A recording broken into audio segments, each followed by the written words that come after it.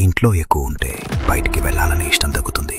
ఇంకా ఎక్కువ ఉంటే ప్రతిదీ హెవీగా అనిపిస్తుంది. నువ్వు రెస్ట్ అవుతున్నావు అనుకుంటున్నావు, కానీ నిజంలో నీ జీవితాన్ని నువ్వే వృధా చేసుకుంటున్నావు.